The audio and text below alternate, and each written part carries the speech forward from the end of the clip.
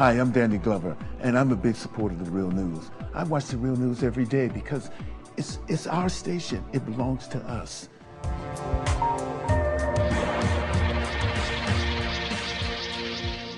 We're now ready to proceed with the signing of the documents by the three party leaders. The Liberals and the New Democrats have a deal to form a coalition government and push the Stephen Harper Conservatives out of office. The agreement was also signed by the Bloc Québécois, although they will not be part of the coalition. Liberal leader Stéphane Dion and the NDP's Jack Layton signed the accord, which would see the two parties work together until 2011. Gilles Duceppe of the Bloc Québécois also signed the agreement, which would see his party support the coalition till June 2010, though the BQ would not be part of the government. I'm very pleased to announce that we are ready to form a new government that will address the best interest of the people. Prime Minister, your government has lost the confidence of the House, and it is going to be defeated at the earliest opportunity in the House of Commons.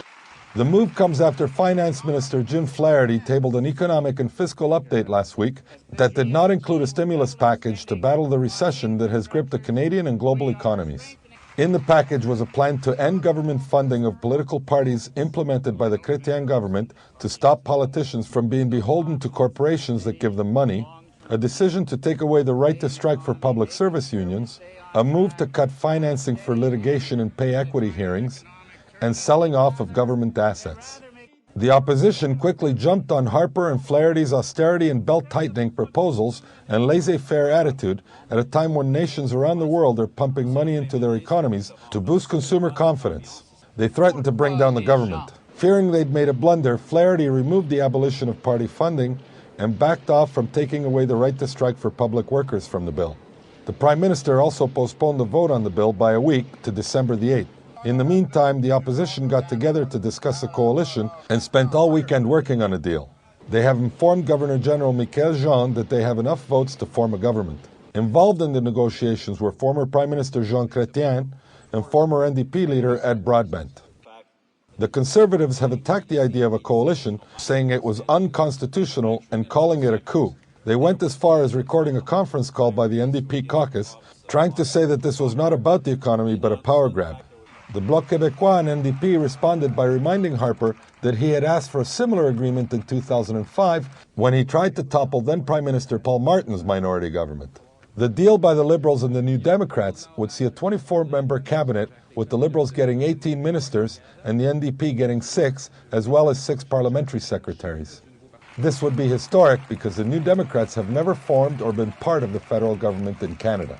The question remained of who would lead the coalition, as Liberal leader Stéphane Dion will be stepping down after the Liberal Leadership Convention in May. Sunday night in Toronto, the 3 leadership candidates, Michael Ignatieff, Bob Rae, and Dominic LeBlanc, came to an agreement. And at a Liberal caucus meeting on Monday, the vote was unanimous. We are at one, the 3 of us, that the only person who can lead the country is the duly elected leader of the party, Mr. Stéphane Dion. We also have a constitutional leader, Mr. Dion, who has every right to assume the leadership of the government until such time as a new leader of the Liberal Party is chosen. And that date has already been set for Vancouver at the end of April, the beginning of May. The coalition has promised to bring in an economic stimulus package immediately if and when it comes to power. This is the sort of thing we can build right now without anyone else's permission from the government or from the business community. It's the powers in our hands. If we're not going to sleepwalk into more wars and into environmental disaster, we think we need to start with a television news network that won't bow to pressure and has the courage to seek facts. And that means independent economics. And that's why we need you.